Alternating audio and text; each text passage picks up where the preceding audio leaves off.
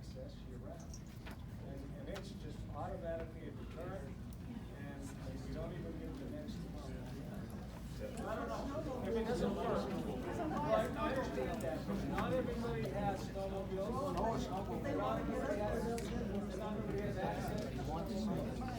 It's just one of those things, I understand the both sides of it, but it's just one of those things. It just makes it a lot easier to get up to your area if you have a cloud. Now, I don't know all the other things you're talking about.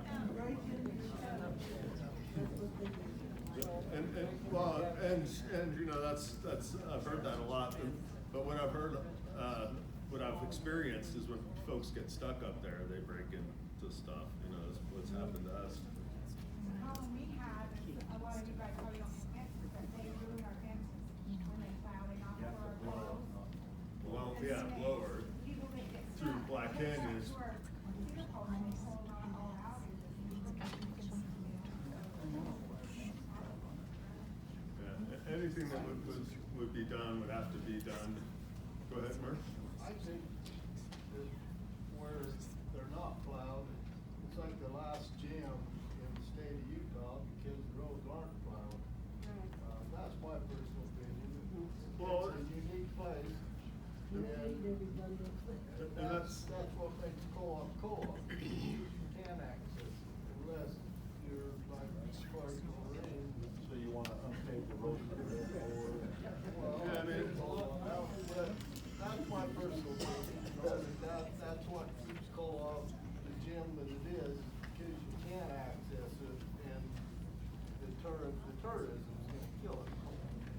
You know, I'm sure the ranch is probably. We have people stand up and talk so we can hear. come on and stand. And sorry, we should have a Yeah, please, microphone please tell here. us who you are. Okay. Stand up so we can hear and speak up. Fair enough. My name's Brian Wilkinson, and, it's just my personal opinion that co-op is a gym because it can't be accessed year-round, you know, and I can see the benefits of plowing, snow blowing, accessing, you know, we all wanna be on the mountain, or you wouldn't have property up there. But, or a cabin, but, you know, that's where I grew up. I'm sure there's a lot of us, most of us here, that's where we grew up. You know, I'm not opposed to, it's just my opinion that's why co-op is so unique, is because it can't be accessed year-round. I agree.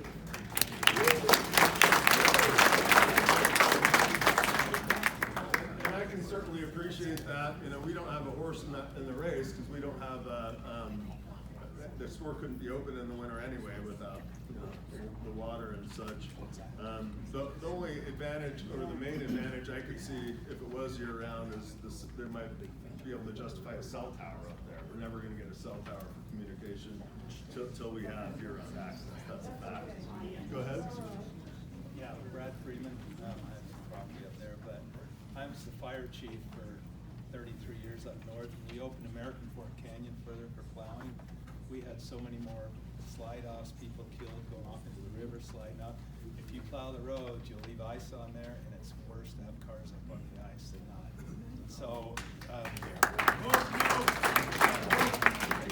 don't know, I'd have a question. We went to snowmobile up to our property, and someone plows a little part of the road just so they can get into their place, but now you can't get snowmobiles or cars in because it's too icy for cars. But then there's patch of gravel that, you know, ruin your skis on your snowmobile. So they either don't do any plowing or do all plowing. It's either one or the other. You can't kind of do halfway. Let me address one more thing, because I was one of them that got into real trouble 4 years ago. Scott, we hired Scott Whitworth, several of us up on the mountain, and we plowed several miles. And the National Park Service told us if we ever did that again, we would be thrown in jail because we have no right to plow on National Park Service road. So you're not just dealing with county, you're dealing with a long strip of National Park Service, and that's when Scott quit plowing, and he didn't do it for free, we paid him. Oh, I didn't realize. Yeah, there was a group of us that went in and paid to plow. It was towards the end of the season. we only needed to go 3 or 4 miles type of thing. But we were literally told, you So try that again and you might just be spending time in jail. So I had heard that same thing, and I asked Commissioner Renstrom about it, and he had just met with the park on that since they got the new roads put in, and the park, I guess, is no longer an obstacle to plowing. So at one point, they were. One more thing about Kolob, it's warmer than like Cedar Mountain. The wind blows drifts across the road, and you can't get out. We've been snowed in quite a few times. Diener or Mary right there can tell you about being snowed in. It's a different situation than like Cedar Mountain, it's warmer, and so everything melts, and then the wind blows, and you travel the road, and then you're dead in the water, you can't get back out. We've been there. Yep, I mean, fair enough. That's what the purpose of this meeting was to, take input on all of these things. Anyone else? Go ahead. Just one other comment, and that's, my name is Kelly Reber. I'm for Terrace subdivision there. My only concern is that the road is opened up and most of us won't use it, but a whole lot of other people that will be up there around their cabins that are closed down, and we're not up there to check on it. So I think we open ourselves up for more people being up on that mountain and not necessarily us. Fair enough. So from there, I mean, from what I hear, a lot of the folks in the room are against it. So what I would want is for you guys to email us. So all the information that we gather, we're going to share with the commissioners, and we'll take a poll and we'll let people know if there's other meetings that come forward. But we want to gather all the information and give that to the folks that. It's just colobproblems@gmail.com. So for the next one, I think, let's see, move on to the guardrailing issues. Go ahead. Oh.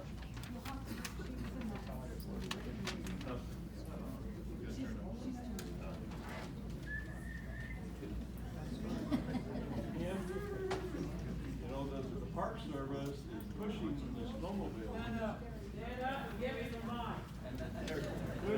It's a short leash, folks. The Park Service is pushing snowmobiles. So that's gonna continue to increase as the Park Service tourism increases. So that's gonna put a lot more people up there during the winter, and we have all our cabins closed. Okay, so is it on the? It's definitely kind of a chicken and the egg thing. If your cabins are closed down and folks get up there, it's a problem. I mean, if more people were up there, then there'd be eyes on it. So I totally understand people's view. They don't want people around their cabins when they're not around. So it's something that would have to be addressed over time. So the next issue we're moving on to is guardrailing issues. Use your mic. Guardrailing issues. So there's several locations on the way up that, obviously, should be looked at. I guess Pine Valley got a lot of guardrails up there, and a lot of them weren't even really that helpful, more in places that were, and this is just what I've gathered from other folks. I haven't been up there in a long time. Down by Sunset Canyon Ranch, there's that steep drop off on both sides. And as you go up, there's Maloney Hill and a couple other spots where we could use guardrails. So if that's something that the room is in favor of, that's another thing that we want to approach the county commission about. Go ahead. Does the county have any right to put guardrails on national forest, the Park Service? Sunset Canyon Ranch isn't national forest. But they could lobby. They can certainly, if you have a county commission on your side and they're talking to the park, I doubt it's been brought up. It would be an issue that would have to be addressed, and it's not going to happen based on our wants. We're going to have to make ourselves known. Is that something that you would be for? I I think guardrails would be a great idea. Yeah, I think it would be really, really helpful. I know someone died off the Sunset Canyon Ranch. Two people died. You know, that's, if any place should have guardrails. I get nervous driving across that little stretch. So, Don't drink, don't drive. or get a blowout or something. Geez, you never know, you know, when you're on the road. If you're driving a tightrope, it's not the most comfortable feeling for those that are a little afraid of heights. So as you go out to this evening, you know, there's a petition there for the guardrail, and if that's something that you're for, send emails to us, and then we'll be able to put that in the right hands to put pressure on the park, or at very least be able to do something on. Sunset is the park. No, yeah, further up, Maloney Hill is what he was talking about. Keep saying us, I was late, I wanna know who us is. Bring this room. So who put what up? Sorry. You keep saying, let us know who. Residents of Kolob. He needs this email, let us know. Oh. That's where he was. Oh, yeah, so this is the county, the commissioners, other Kolob residents. So we're gonna gather information and we're gonna put it in the right hands. So, so this whole meeting was set up by concerns from other folks in here, and all the mailings were paid for by other Kolob Mountain property owners on these topics. So, go ahead. Yeah, since they put that under canvas in up there, shouldn't they have to bear some of the expense of putting guardrail up there along Sunset Canyon? Because, I mean, that's where those two people run off. And since they put that development in, they've got so much more traffic up there than we ever have seen. It's true, and you know, as I don't know how you go after the fact and make someone, you know, pay for that thing. Sunrock's the one that put the development in. Yeah. So we should. I don't know if they can collect.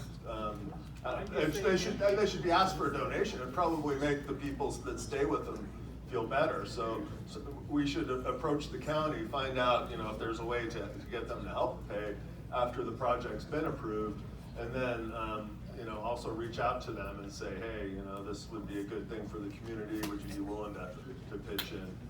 Well, it's a county road.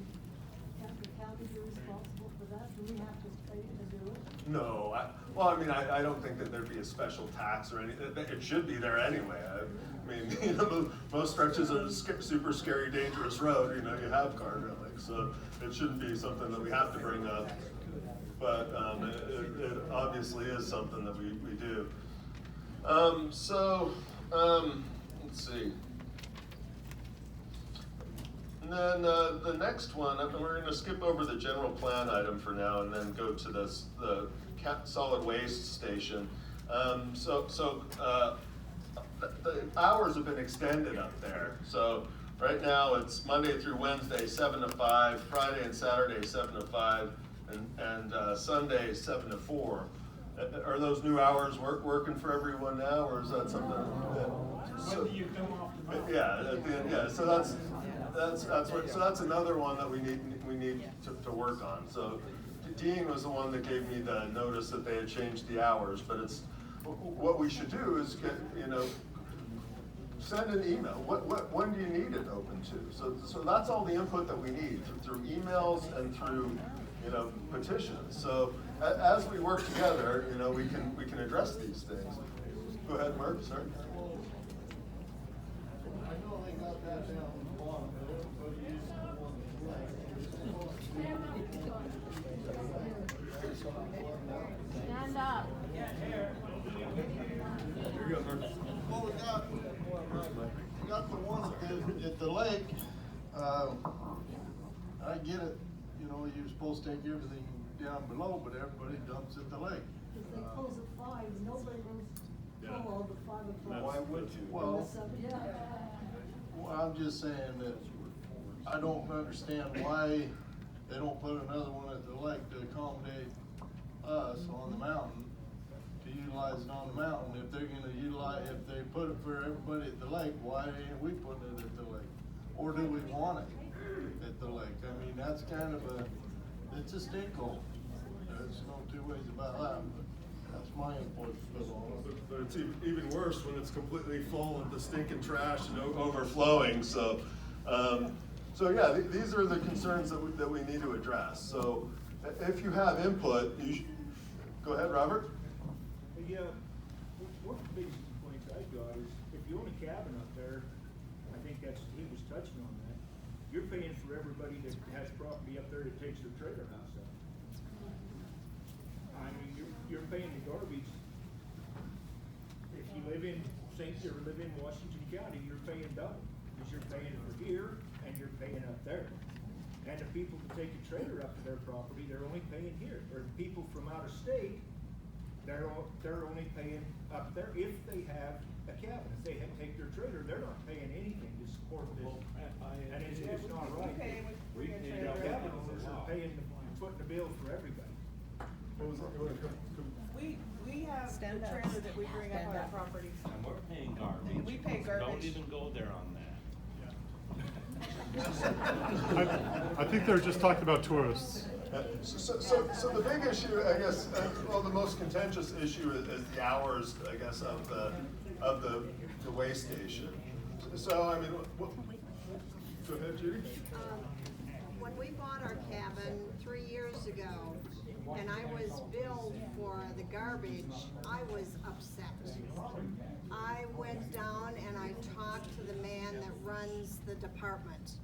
And I said to him, how can you charge me for garbage? When are you gonna pick it up? Well, we don't go up there with garbage trucks. I said, oh, really? He said, yes. He said, you have to use the garbage disposal down off the mountain. I said, huh, there's a big sign there that says Washington County residents free. I said, why am I paying double for Lavercan and why am I paying up for the mountain? He could not answer me. He said, that's what we do. And I thought, yeah, great, well, then tell me where you live so I'll drop my garbage by your house. So we get a lot of these boilerplate answers. What we need to do is be structured and go to them with, first of all, what do we want? You know, so we need to figure out what works and then figure out how to get it done. I don't think we'll ever get them to pick. I would love for them to pick it up. You know. Well, I don't want to pay double. But yeah, no, that's so they should adjust things. And they should absolutely have hours that work for us, especially if we're paying it at very least. It's kind of a double whammy when you know you're paying double and then you're not getting the use of the service as well. Go ahead. Lloyd Bradshaw, have a cabin up there. I'd like to see how many cabin owners are up on Kolob that comes down on a weekend at 3 o'clock in the afternoon to get the garbage. I don't see any hands. That's the problem. Since we come out, usually nobody leaves up there till 5 or 6 o'clock at night. We're locked out. So I made a suggestion to the landfill when they first did it. At least give the card owners who pays for that, give us a card with the barcode on it so we can scan it and it'll open the gate. Yeah, that's exactly right. And they could have cameras to be able to see that it's, you know, who's getting in and out of there. You know, something like that would be. But nobody comes down that early. I didn't see a hand go up when I asked that question, so that's the answer right there. I think that's a great idea. So go ahead. My biggest thing is we do pay taxes on it. You know, we can't do 3 or 4 properties, we pay taxes on every property. But the people who are up there visiting, who are just spending a weekend there, they're not paying anything. And I think giving us either a sticker to go in our window or a card to go in, and so that only we can get in there after hours. And how are they charging, how are they going to go about charging these people who are just leaving?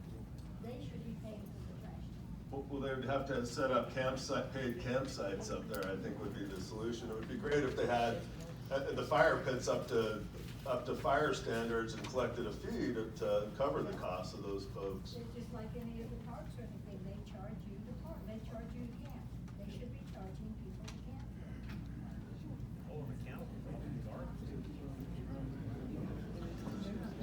So all of these are issues I think that we can solve. You know, if we put pressure on them and let them know first of all what we want, and then develop a plan for how to get it done. So by letting us know what your concerns are, we can put the groups of the right people together and pass the information on to the folks, at the county and at the, the different entities that are involved in it. We have more power than that. I don't know if the fire chief, but again, I talked to Pete Coleman about that a few months ago, and he said that decision's made in that committee that you tried to get into. We're all members of those cities, and as long as we know who is on there, we got a lot of power to go into those cities, whether it's Luberton, Tocqueville. I didn't write down the cities that he said that was on it. Those are the people that vote. Pete said those are the people that vote to decide what the hours are. Yeah, absolutely. We can discuss things with mayors and so forth. When you look at the percentage of co-op property owners in those towns, though, it's probably a lot of folks live in, like I live in St. George, and then there's a lot of folks from Nevada and other places. The real place I think that we should apply the pressure is through the county to help get, and absolutely, if you live in any of those municipalities, make the mayor know, that town or city, what your feelings are. But I think where we're going to get the most bang for the buck is by going directly to Hurricane Valley and working with the county on this. And remember, only the county has one vote. That's what I'm saying. Yeah. Well, there's going to be some way things change to where maybe the money is pre-allocated, and then they get a vote on it.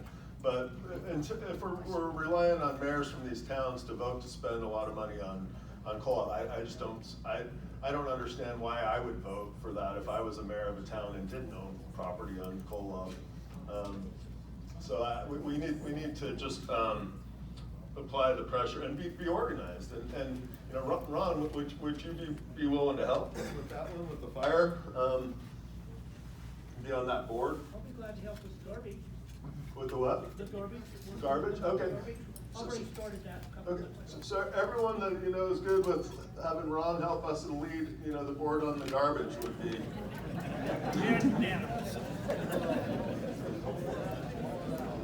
So, and then the next item is the access roads. There's these old subdivisions that have been put in, and some of the roads, are private, some of them are public, but then they're not connected with other roads. There's places where there's gates and there's and there's history behind those gates. But what we need to do is on some of those roads is get Public Works involved with identifying roadway alignments, and then also roads that can be used for fire access. We put in a road last year that comes back behind Woodland Retreat and goes down towards that other fire road, and we had that big fire up there, and they were able to get right to, they did some airdrops. I don't know if you guys heard about that fire this past year, but then they were able to get fire crews right down to it. So fire breaks and connecting roads are a big deal. We have Doug at Wolfenstein and the Wolfensteins. They have the gate down below Co-op Pines. In talking with Doug has an idea of how maybe we can get a connector road around that to connect in. We have another road on our property. We're happy to do whatever it takes to solve these issues and make sure we don't burn down.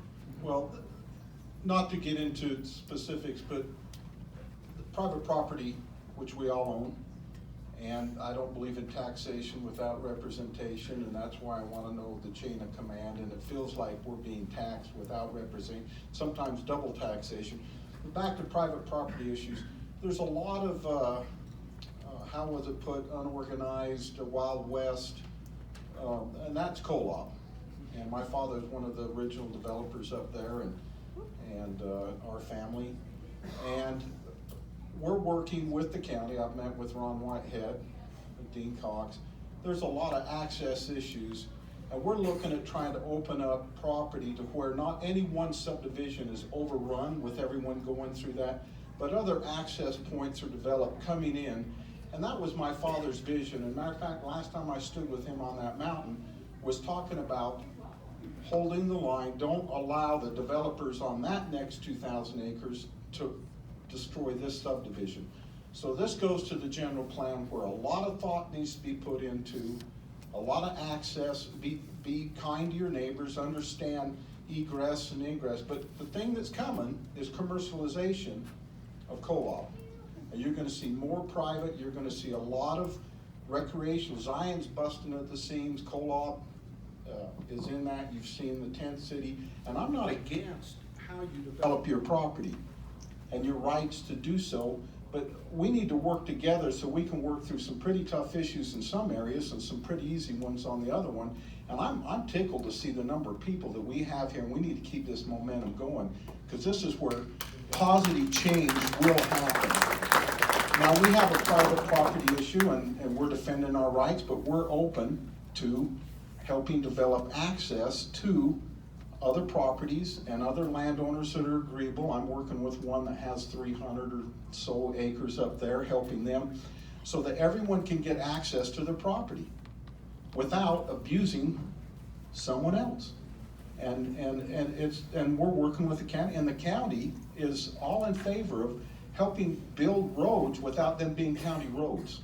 Just helping get some of the infrastructure built, so that there is 2 exits out of some subdivisions. And, so this goes into the general plan. I'd be glad to help anywhere I can. I have no, hidden agenda, but Co-op's a special place. I was lucky that I grew up there on that mountain, working in that cafe. 3 meals a day is what I was paid, and I broke them, but Co-op's a special place. And there's special people and special memories. All of us share that. That's why we're here. And we just need to build on that and work through some issues. And the county is a willing partner in helping us protect our private property rights, but also allowing people access and help them develop that. So that's my 2 cents on this. I'd be glad to serve. I'm already working on it with the county on trying to get some roads and some emergency fire access out through a couple thousand acres. So, doing what I can to make Co-op, or keep Co-op that special place. So that's another board that we should form, and I'd like to find somebody to be in charge of that. Sounds like Doug would like to be on that board. Is there? All in favor? Anyway, so connecting the dots, connecting these roads that don't connect. There's also the next issue has to do with those roads. On the general plan, it mentions that there's no public roads on Co-op, and that's not the case. There's subdivisions with public dedicated roads that should be, maintained or acknowledged by the county, and working on the access, for the fire. There's some subdivisions that don't have the ingress and egress that they need. It'd be terrifying if there was a fire in certain locations up there on a Saturday when all these folks are up there. Anyway, what you can do is, you can let us know through that email what your issues are, with the garbage, when should it be open to? What are your ideas with the roads? People that want to be part of that board or have specific issues they want to bring up, please do. From here on out, what you think and what your concerns are going to be addressed. We're going to organize them, and we're going to make sure they get to the right places. And I think that's what's been missing, on Co-op. Back to the introduction on the general plan. Co-op has been very disorganized over the years. And if we do get organized, we can actually address some of these problems, and then we can weigh in on different things. If it's a concern for folks, if it's time to do a certain thing or not. But we can have a voice, and that's the most important thing. So, you know, with that, I have one more thing. You have a hand here too, right here. Oh, go ahead. oh, go ahead. Well, go ahead and take that gentleman sitting at the Okay, go ahead, Ron. Okay, since I do a lot up there on Kolob, one of the biggest complaints that I am getting, and I would say a majority there, and I just kinda like to see, is the vacation rentals. People are really coming up and worrying about fires and everything else, and there, I just want to know what the group's thing is, if that's something we ought to throw on the agenda. Absolutely, I think that should be addressed. Back in 2016, you know, the county legalized vacation rentals throughout the county. So, you know, that's another big reason why if they do allow vacation rentals, we definitely need, you know, better fire protection or at least some fire protection. If anyone wants to get on that board, I don't know if the county would be willing to make it illegal in certain places, but I think it's certainly something, you know, that's worth being brought up.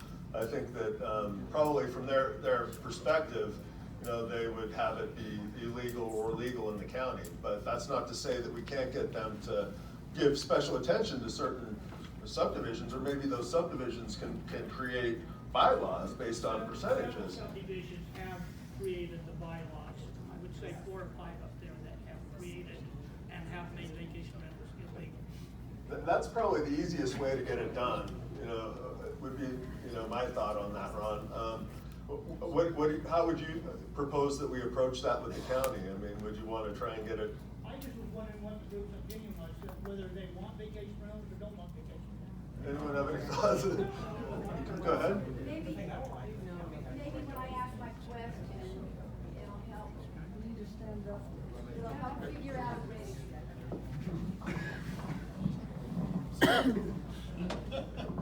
Sorry. Hey, do you want to So just a couple, my first question is, when we use the email, the kolobproblems@gmail.com, when we use that email, who receives?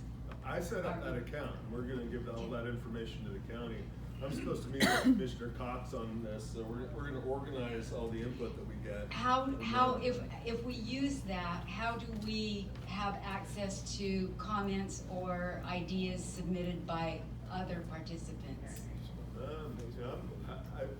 I'm happy to help. If someone wants to help organize that and post it, that would be great. That would be another position. If somebody, I can give them access to that account and they get it out. Some tech head to do that. I just don't know not how- me. I don't know But I how- mean, I would be interested to know, as a property owner, what my neighbors feel about these things. And the other thing is, how about doing an email survey on some of the questions that have come up, the vacation rentals, and some of the other things, what you ask, what do you feel about that?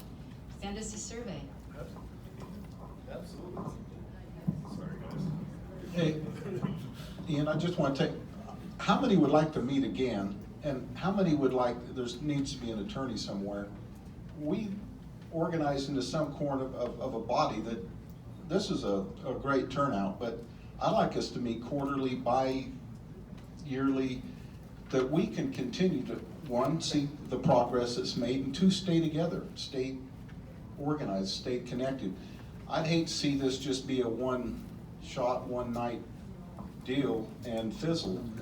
I think there's a lot of traction, and there's a lot of people here that we can do great things, but I think we ought to really seriously look at organizing into some kind of a board with some teeth that we can go to, representation and say, this body of several hundred people or more voted this way, and anyway, just a thought, I'm throwing it out there, and yeah, I'll accept the nomination on the subdivision notice. So, go ahead. My name is Dennis Moore. I'm a retired physician and I have a cabin up there. But my biggest concern, just listening, is the list is very long and somewhat disorganized. And there's some things you can do legally and some you can't. And we all wish we could just stay independent and live happily ever after, but that's not necessarily the case. the biggest concern and one of the big concerns I've got is just EMS services up there. And while we're getting sort of funneled down a lot of other different directions, I'm sure a lot of you have had experience trying to get emergency care up there. I've heard that 911 goes to Cedar City. I've heard that Life Flight doesn't know where they're going to land. I've had a neighbor that broke her neck up there, had to be transported off the mountain. We all are vulnerable for that. And so one of the easy benefits I guess we could get from this meeting right up front of value would be some kind of direction on how we access EMS from before next summer when we're all up there doing our thing. And I really don't know. I've got a cell phone booster that I can go Verizon and I can dial, and because I've got a line of sight somehow. I don't know why I've got cell phone, but I do, and so I don't know who I'd call. If I got Cedar City as a physician, I'd be just irritated as all get out that it went that direction, and there's a delay, and so that's what I would lobby for as far as a really concrete thing from this meeting up front while we're working on some of the others, because we could use that to save our lives next time we're up there. So that's my thought. No, absolutely. Just a quick comment, there's an easy way to do that, and it's those emergency phones. They're very cheap, they're easy to put in. The Park Service puts them in everywhere else around the country, but since we already have a phone line up there, it's simple. I mean, but it's who's gonna pay for it. I don't know where the money's gonna, if we're gonna get together as a group, because they're not that expensive, and maybe in some key locations, so everybody knows they're marked emergency phone, and when you pick them up, they don't go to, it's not like a regular phone, they go right to dispatch, and you can determine which dispatch to go to, so they go right to Hurricane Valley Dispatch. Go ahead. Ian, back to the conversation about emails, who they're going to, who's disseminating. Can't hear you.